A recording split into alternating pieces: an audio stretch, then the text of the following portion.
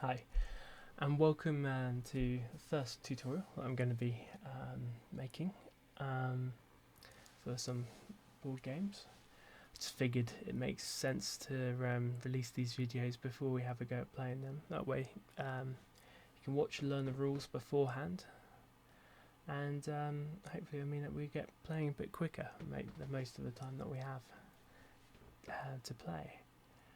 So the first game I'm going to be creating a tutorial for is a game called Quacks of Quedlinburg. It's a bit of a mouthful, but it's a fantastic game. It's a really fun game. So in this game, we are basically potion brewers on a 9-day festival, competing against each other to make the best potions. The better the potions we make, the more points we get, and the more money we get to spend to get better ingredients, to get even better potions. So I think what we're going to do is we're going to have a look at how this game fits together. We're going to have a look at the player board. We're going to have a look at how a round looks like. And we'll go from there. So for this tutorial, I'm going to be playing as two people. I'm going to be playing as a yellow team. You can see there's yellow from the colour of the liquid in the flask and the cauldron, and also the little droplets. And I also play as green as well. So yeah, it just makes a bit more sense if we've got two different cauldrons. Right. Oh, just as another warning, there's a few things on this board which aren't going to be used, because they're part of the expansion pack that this mod has installed with it. So this little thing here, don't worry about that, and don't worry about these coins either. I'll let you know what's important and what isn't. This thing down here, these test tubes, this is something that is in the main game, but it's an advanced rule, and it's one which I don't think I'm going to cover today because we don't need to use it for the first game that we play. What we need to be looking at really is our cauldron over here, a little droplet, this little token, these rubies, this flask up here, and our ingredients. So, to start off with, we're going to just do a sample round. We're going to have yellow go first, and then we're going to have green go second. In the full game, everyone's actually going to be making their potions at the same time. So you can imagine that chaos kind of it ensues. Basically, it goes. It's going to be a crazy game when we end up playing together, and these cauldrons actually do explode. So if you pull out the wrong ingredients, you're going to be in trouble. So let's have a look at our first token that we're going to draw. So first thing, before we do anything, is we press R, and that shuffles, as you can see. You can hear that shuffling sound, potentially. If you forget, R is for shuffle. Think R for random. Right click and you click shuffle that way as well. And just click off. Okay, let's draw our first token. Our first token is a token we don't really ever want to see in this game. It's called a cherry bomb, and well, as you can guess from the second part of its name, it's the thing that's going to cause this cauldron to explode. So let's talk a bit about cherry bombs. Now, this cherry bomb has a value of 1, which means we go from the most recently played token, or the starting position, which is this droplet, and we go 1 space forward. You can see how it spirals out like this until we reach here. It's also a value of 1, so it's not the 1 doesn't just dictate how far you're going to put it down cauldron, but it also dictates how much of that ingredient we have. Now we can only have 7 cherry bombs in our cauldron. An 8th will explode it, and we don't want that to happen. But we will find out when that does happen. I should, just as a side note before we carry on, I've got a keyboard down here on the left, so if there's any buttons that I'm pressing and you're not sure what I'm doing, they get highlighted. So you can see when I'm going A and D here, can you see how A and D are being highlighted as I'm pressing them? Anyway, back to the round. Let's draw our second token. And it's a cherry bomb too. Now this has come out quite conveniently for explanation. So the 1 made us go 1 space forward. This is going to make us go 2 spaces forward. Think of it like this. We've basically drawn out 2 cherry bombs. And they're going in space 2 and space 3. Let's keep going. This number's gone up to 3. You see that there's 2 here and 1 there. 2 plus 1 equals 3. We just don't want that to go over 7. And we got yet another one. This is going very well. Anyway, let's keep going. And yet another one. So we are in a position now where we've got to be a bit careful. Because one of the cherry bombs that is left in this is a free cherry bomb. Now if we get that, this cauldron will explode. Now we don't want that to happen, particularly at this moment in time. So I'm going to be extremely cautious, and I don't necessarily recommend you do this in the game, but I'm actually going to stop here. Okay, we're going to be nice and safe. So we're being a cautious yellow player. Once you've stopped drawing tokens, we then press this button here, just to tell everyone else that you finished brewing. Once you've done this, you can't add any more tokens. Okay, well, let's move over to our good old friend, Mr. Green, who's going to be a very different type of player. I think you can guess what I'm going to do here. So he's going to shuffle his pot by pressing R. You can see how R is highlighted on the keyboard to the bottom left. Right, draws 1. And he gets a 2 cherry bomb. Now, I think it's a good time to talk about something that we can do if we really don't want to have a cherry bomb come out. Now, what you can do is we can spend this potion here. To spend it, you just click it. What it does is it allows you to take the most recent cherry bomb and put it back in. That's what he's going to do, because that was a horrible start. I mean, surely a 2 is awful to start with that. I mean, so he's just used his potion. Now notice it's empty. He's not going to be able to use that again, at least for the time being. There are ways of refilling it, but we'll come back to that later on. So he draws another 1. And he gets another 2. Now, I did shuffle. It's worth noting that if I just pulled that in and then picked it back up, I would have got the same token. So when you put something in your ingredients, just make sure you do press R, just to shuffle them. And he's probably thinking that was a waste of a potion, and he'd be right. Anyway, let's keep going. And he's got the 3. 1, 2, 3. This has not been a good start for him. The good news is there's only 1 free in your starting ingredient, so he is actually safe here. And funnily enough, in the same position as the other one was.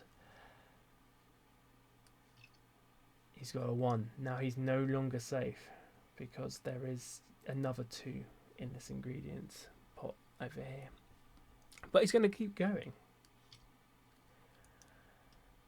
And he's got another 1. He is now at his limit, because 2 plus 3 plus 1 plus 1 equals 7. He can't have 8. Now I can tell you for a fact that 2 of these 5 ingredients aren't cherry bombs. And he's thinking, surely a good token's going to come out. So he goes again.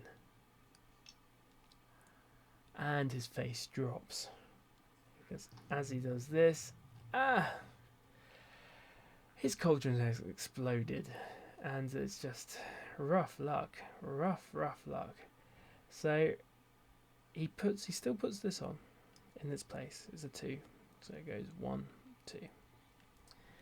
But that is his turn done. He can't, even if he wanted to pull more out, because he's exploded, because he's got 9, he is now stuck with the state of his cauldron. Meanwhile, yellow's going, yeah, shouldn't have done that, should you? Let's just have interest to see what yellow would have got next. Oops. Yellow was okay to do that. I mean, admittedly, it would still be in the game, but that was a bit close, wasn't it? Anyway, let's move on. So, out of these 2 cauldrons, who won? Well, clearly the person who didn't explode. Though, looking at it, you may consider actually the reckless green got further on. And the tile that we're looking at to see who wins is the closest one which hasn't been covered up. So in this case, that's the 6 and the 1 here, and for this one here, the 10 and the 2. Now, because this cauldron exploded, he can't. He hasn't won this round, at least in terms of what we're about to do. So yellow team gets to roll the bonus dice, which is the first thing that happens after everyone's completed their potions. So let's head over to the scoreboard. So yellow has his dice ready, and he rolls, and he gets a ruby, which we're going to be talking about in a bit. So we'll put that over there. Now, a little trick here. Rubies are stored here, but that symbol above the rubies means that this is an infinite bag, meaning that this is the biggest bag in the world. It's got an infinite amount of rubies. So what we can do actually, is there's already a ruby, you start with a ruby, we can actually go Control C and then Control V, and the second one appears like that. And if we need to spend them, we can just delete them, because that bag's never going to empty. So he's won himself a ruby. Just going to quickly just brush over what else he could have won here, because arguably a ruby isn't as exciting as some of the other things. So a neat little trick here to check what's on the dice is you can just scroll through the different sides by pressing E or Q. So we press E. Now this side would have given him a point on the score. You can see the little parchment, and the 1 looks very similar to these parchments around the edge of the board. He could have been able to do to move his droplet forward 1. What that means is if you look at the board, your starting position is 0. What you can do is just get rid of this one. We'll push this up here for the moment. You can move it here, which is fantastic. It's really good if you can do that. It means that you've got a head start in the next round, or all the subsequent rounds. Got to get 2 points. Already done the 1 point. Or you could get this. Now this is a pumpkin ingredient. Now, funnily enough, in a round, none of the other ingredients turned up, which is actually quite unlikely. I mean, I drew 4 out of the 9 here, and 5 out of the 9 on this one. So it's quite impressive. So 9 out of 18, and none of the other ones came out. Now, if we get the pumpkin here, what it means is you can draw a pumpkin with a 1 next to it, and put it in your ingredients. Obviously you didn't get that, so we can't do that. We'll talk about the other ingredients in a sec. And that leads us with back to the rubies. So these are all the different things you can get. And the people who get to roll the dice are the people whose cauldron didn't explode, and also came first. You can have joint first as well. So in that case, both people get to roll the dice.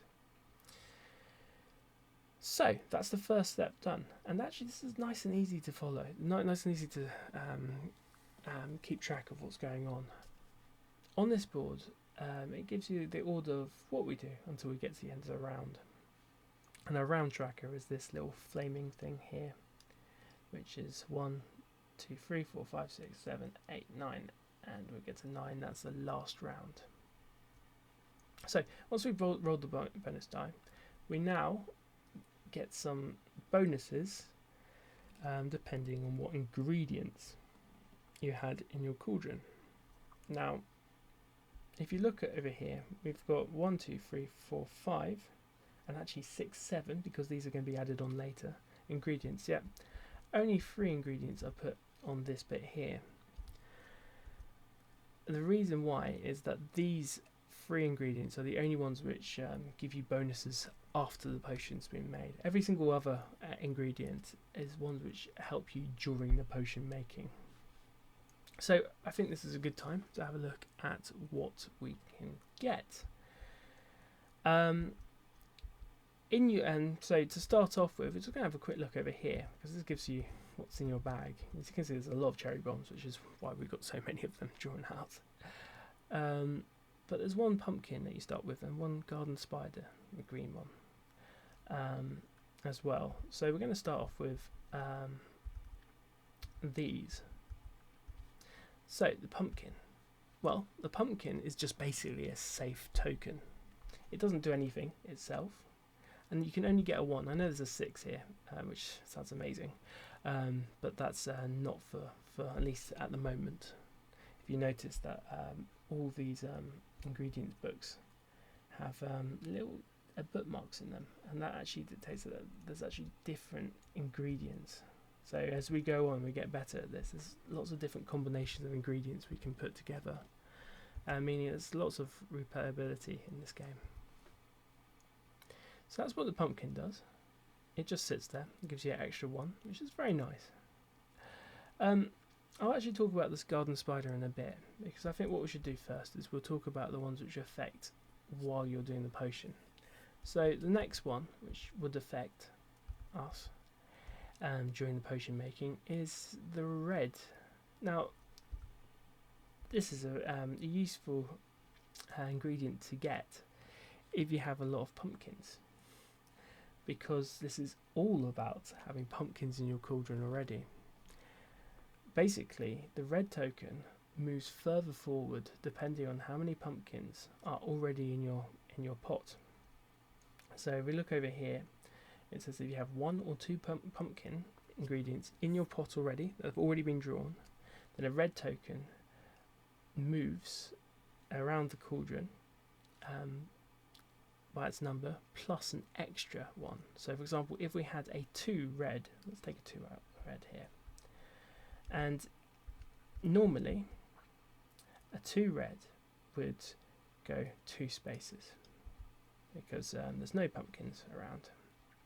But if there's 1 or 2 pumpkins before it, it would get to go an extra space. And if there are 3 pumpkins, it gets to go a bonus 2 spaces. So imagine there are 3 pumpkins here. It would go 1, 2 because it's value 2, and then another 2, meaning it would go flying across and makes your score nice and big. Anyway, let's put that back in here. So there's a pumpkin. These are the toadstools, I should say, use their proper names. Next we have a crow skull. Sounds pleasant, doesn't it? So crow skulls allow you to have control over the next chip that's going to come out of your bag, which is lovely really, isn't it? And it depends on what kind of crow skull you have. If you have a crow skull 1, it's not going to be as powerful as a crow skull 4. So crow skull 1, you'd put the, let's do a crow skull 1 right now. You put the 1 in its place. That's all normal. But now you get to look at the next one. We can see that's a 3, and we don't want a 3. It's been awful if it was a 3. Instead, so you've got a choice whether if you want to put it in or if you just want to put it back and shuffle. So obviously in that case we would shuffle, we'd go like this, and we'd pull another one out, and wow, what a turnaround in fortune. So you can see how that crow skull could be very useful. With a crow skull 1, you get to pick 1 to have a look at. If you have a crow skull 2 or 4, you get to pick up 2 tokens or 4 tokens out. It's worth noting that if you take the 4 out and they're all great ones and you want to put them all on, sadly you're only allowed to put 1 of them in. You have to put the other 3 back. But you're never obliged to you're never obliged to put the thing that you take out into your cauldron. You can put all of them back if you want, if they're bad. Now there's one more that affects the cauldron, which isn't currently in the marketplace at the moment. That's because certain ingredients get added as we go around to the different rounds. So in round 2 we have something called the Mandrake, which is the yellow ingredient, gets added to the board. Let's have a look at that. Now the Mandrake has a level 1, a level 2 and a level 4, just like the Toadstool and the Crow Skull. And what the Mandrake does is it allows you to get rid of cherry bombs, which is very nice. Basically, if you put one in, if the previous token that you drew was a cherry bomb, you get to put that back in the bag and shuffle. Okay, so it's a very nice way of just getting rid of some unwanted cherry bombs. So those are the things that will help you during the potion making. Now let's look at the 3 on the board, which will help you outside of the potion making at this stage. In fact, after we've done the bonus dice, we have 3. So the first one we're going to look at is the green, which I was going to talk about earlier, wasn't I? So again, we've got a 1, 2, 4 version of the green, and basically green chips are only useful if they're either the last one drawn or the second to last one that you drawn before you stopped, or even if your potion exploded. That doesn't actually affect this. You still get the benefits of that.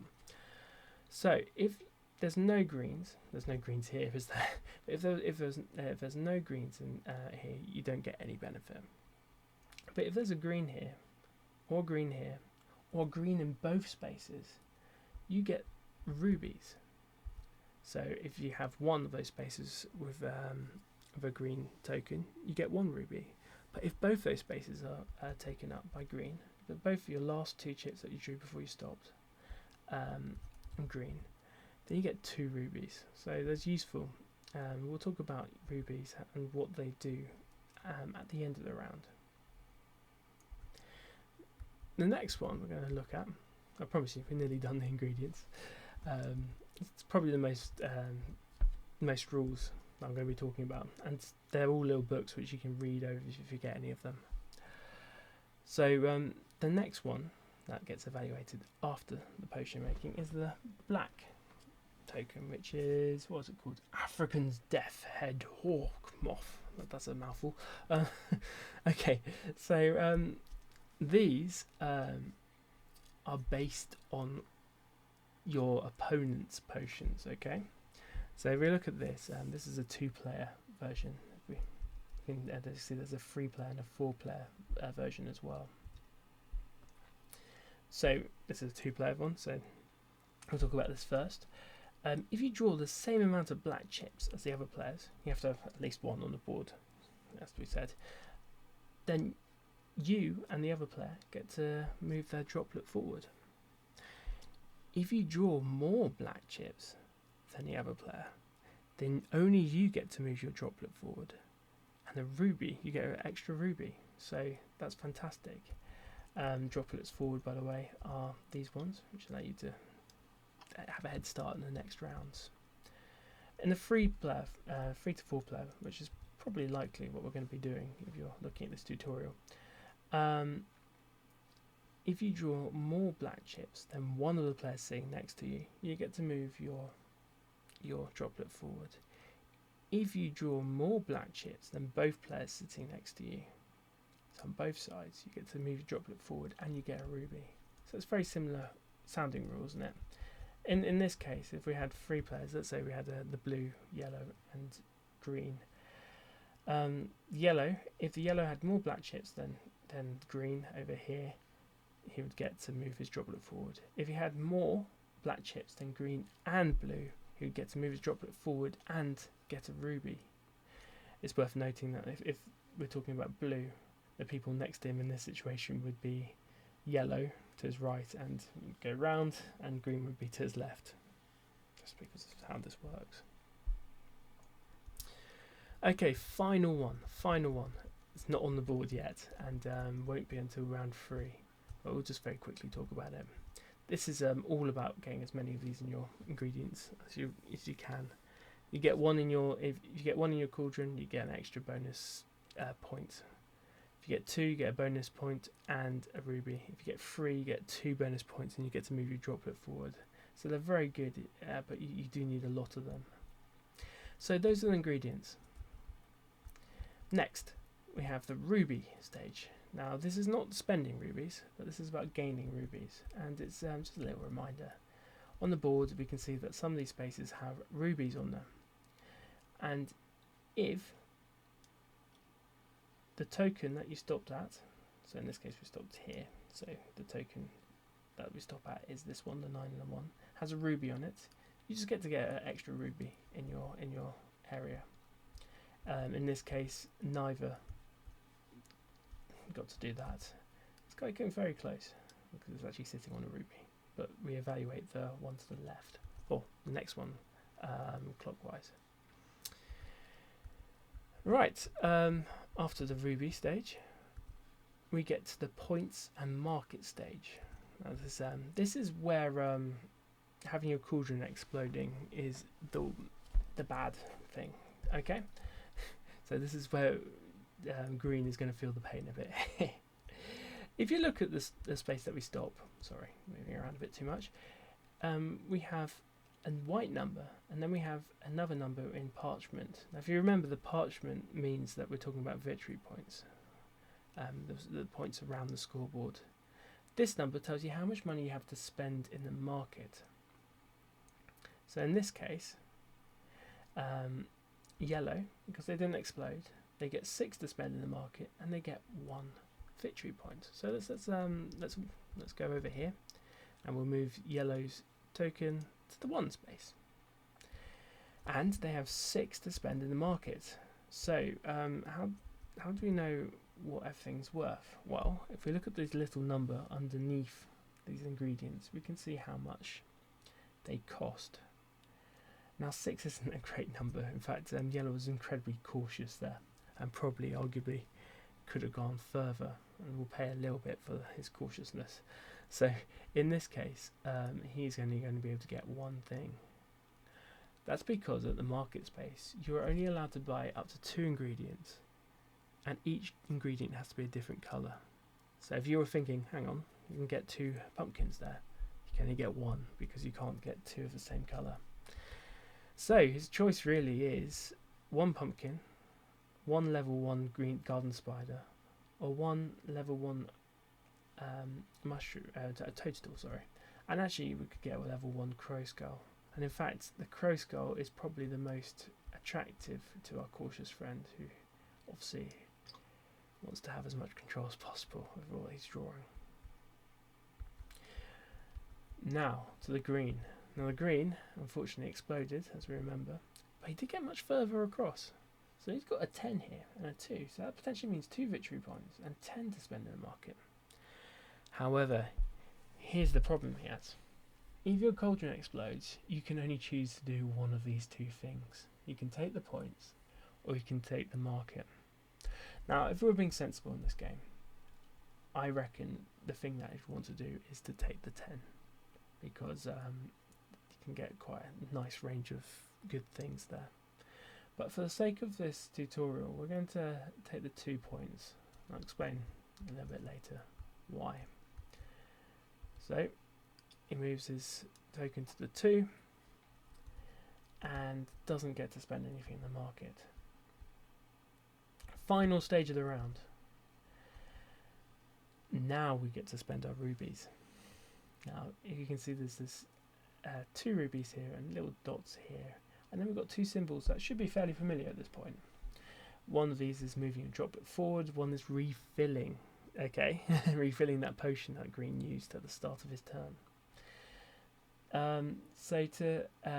What that means is you can spend 2 rubies to do one of these 2 actions. You can do it as many times as you like. So if you have 6 rubies, you could do 3 movements forward, or 2 movements forward and 1 refill.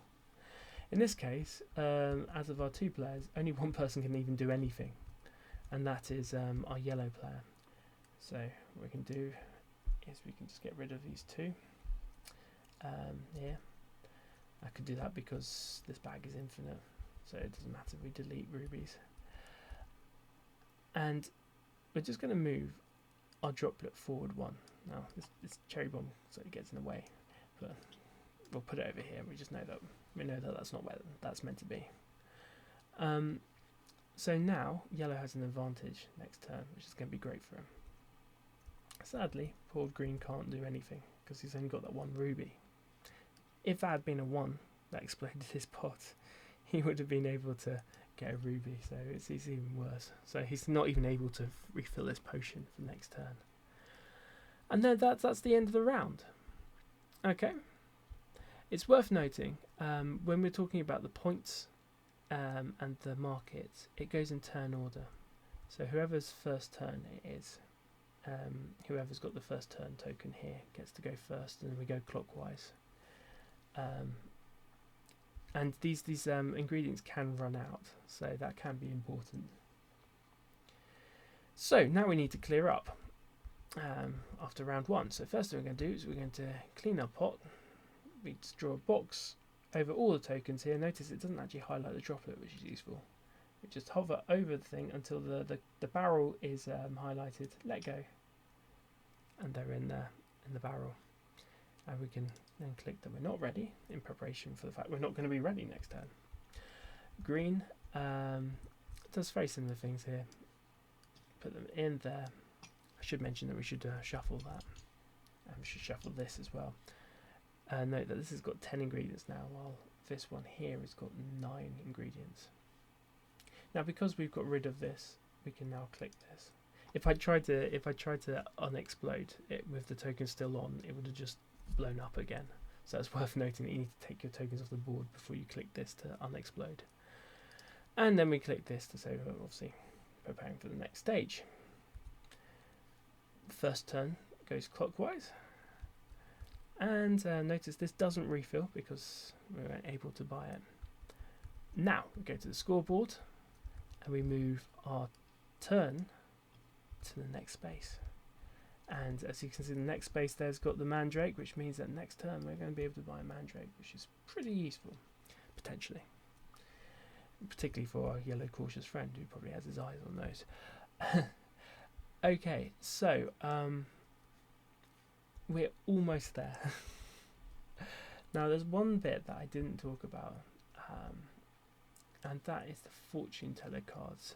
Now the fortune teller cards are to be read out at the start of each turn, including the first turn. I left it out on purpose.